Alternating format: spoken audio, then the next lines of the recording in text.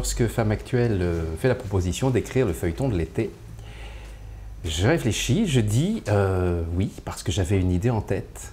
Mais c'était une idée qui n'était pas uniquement une idée de fiction. Je voulais que ça débouche sur une action humanitaire destinée à sauver des enfants. Parce que le sujet que je voulais traiter dans la nouvelle, c'était cela.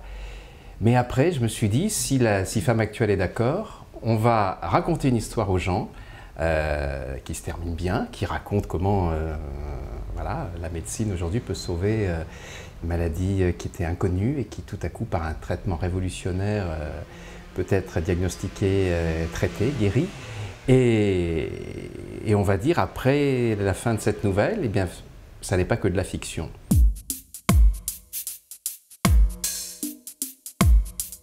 Alors ça commence par une séance de signature où un monsieur arrive, achète un livre, me parle de mes autres livres qu'il a lus et il me dit « bon, je pense que je peux vous raconter, vu ce que je ressens de vous dans les livres, voilà, à la fois le grand drame et le grand espoir de ma vie, c'est que ma fille a une maladie qui était complètement incompréhensible jusqu'à l'an dernier, c'est-à-dire elle est née sans force, elle ne marchait pas, elle ne pouvait pas parler. Petit à petit, elle arrivait à faire quelques centimètres grâce à voilà, notre aide et tout. Et puis un jour, ça a été diagnostiqué, ça s'appelle la dystonie musculaire déformante.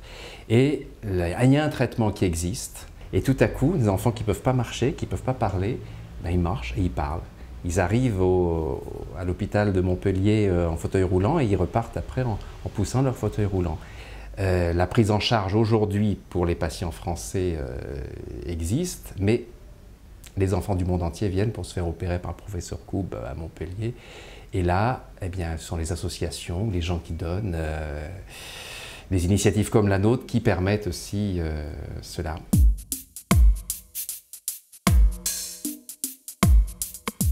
Dans un vernissage de Seuil, je tombe sur ce tableau qui me raconte tellement le problème de cette petite fille qui ne peut pas marcher, ne peut pas parler, parce que son cerveau envoie des messages étranges à ses muscles, mais elle a toute une vie intérieure, elle a un double en elle-même qui bouge, qui danse.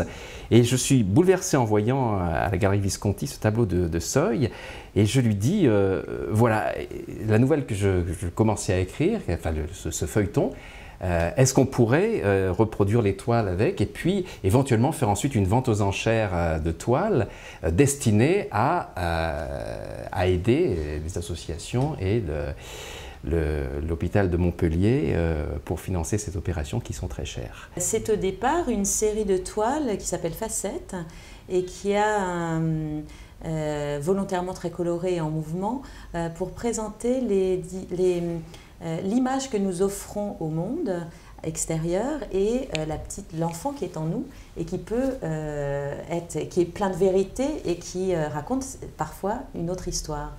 Et lorsque Didier est tombé en amour de cette toile, justement Harmonie, parce qu'elle était en totale résonance avec l'histoire que tu racontais dans ta nouvelle. Quand on parle d'enfants abandonnés avec une maladie orpheline qui ne peuvent pas être ressuscités et qui sont forcément en face d'une mort certaine, je pense que chacun réagit en tant que parent, père ou mère.